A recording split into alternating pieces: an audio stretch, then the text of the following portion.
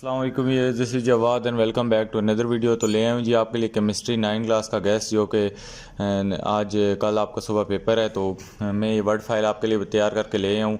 तो चैप्टर 1 जो है आपका, इसमें से आपने क्या काम करना है, differentiate between compound and mixture लाजमी करना है, empirical formula and molecular formula, ion and free radical करना है, और उसके बाद इनकी एग्जांपल देनी है जी। Physical chemistry, relative atomic mass और ग्राम जो मॉलिक्यूलर मास है। उसके बाद जी साइड बॉक्सेस में अगर आए पहले चैप्टर के, तो उसमें आपने करपस्कुलर नेचर ऑफ मैटर और डाल्टन एटॉमिक थ्योरी कर लेनी है।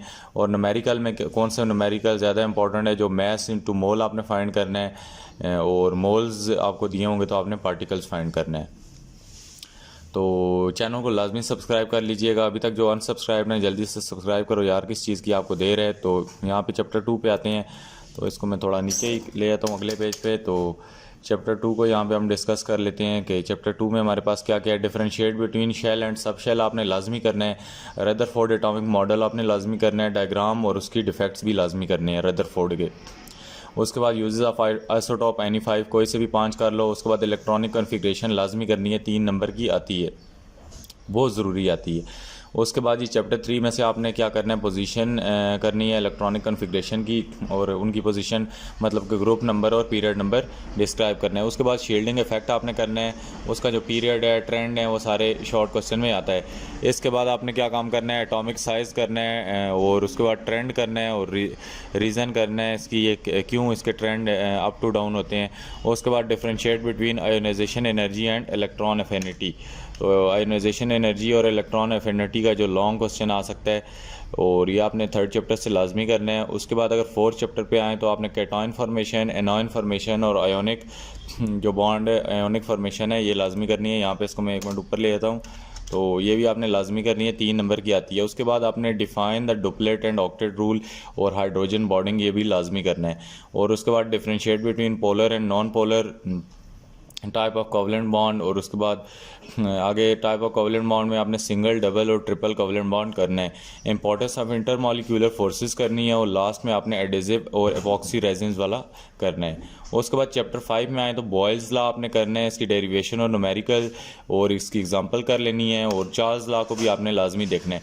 डिफ्यूजन और रिफ्यूजन के आपस में जो डिफरेंस है ये लाजमी करना है, और evaporation is a cooling process why, और वेपर प्रेशर भी आपने लाजमी करना है, इसको डिफाइन भी करके गिव एग्जांपल भी देनी है। आगे आएँ तो इसी चैप्टर में चैप्टर नंबर 5 में आता है effect of external pressure on boiling point. तो ये आपने लॉन्ग क्वेश्चन के लिए लाजमी करना है जी। और उसके बाद जी प्रेशर कुकर में और माउंट एवरेस्ट और जो मरी वाला क्वेश्चन है आपने वो भी लाजमी करना है। उसके बाद differentiate between crystalline and amorphous solid, ये भी लाजमी करना है, और एलोट्रॉप्स ऑफ कार्बन लाजमी करने हैं। This is very very important questions from chapter number 5। तो चैप्टर नंबर 6 पे अगर आते हैं तो सोल्यूशन ऑफ सॉलिड्स आपने लाजमी करना है, सेचुरेटेड एंड सुपर सेचुरेटेड करना है। उसके बाद मैस और मोलैरिटी वाले न्यूमेरिकल्स करने हैं, न्यूमेरल्स की जगह न्यूमेरिकल्स लिखना है आपने, मैस और मोलैरिटी वाले न्यूमेरिकल्स करने हैं। Comparison of solution colloids and suspension वाला लॉन्ग क्वेश्चन है, इसको मैं ऊपर ले जाता हूँ ताकि एक ही बन जाए। उसके बाद ये चैप्टर नंबर 7 में आपने ऑक्सीडेशन रिडक्शन के 4 डिफरेंट कोई से भी तरीके करने हैं। उसके बाद find oxidation number and identify the oxidation and reduction in reaction.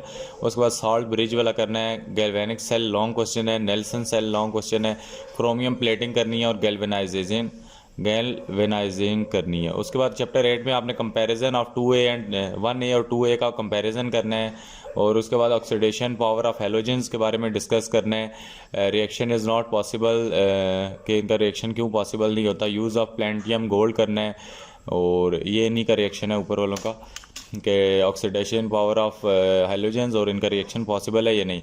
Use of platinum gold करना है, एक्वारीजा वाला करना है, और ट्रेंड ऑफ इलेक्ट्रोपॉजिटिविटी रीज़न, ये वाले आपने लाजमी चैप्टर 8 से क्वेश्चन कर लेने हैं। तो उम्मीद है छोटी सी वीडियो आपको अच्छी लगी होगी। सेल्फ असेसमेंट वगैरह इंपॉर्टेंट मैंने फुल बुक में भी डिस्कस कर दी, एक अलग से वीडियो भी ले आऊँगा। मिलता हूँ अलग वीडियो में। अल्लाह हाफिज़, टेक केयर।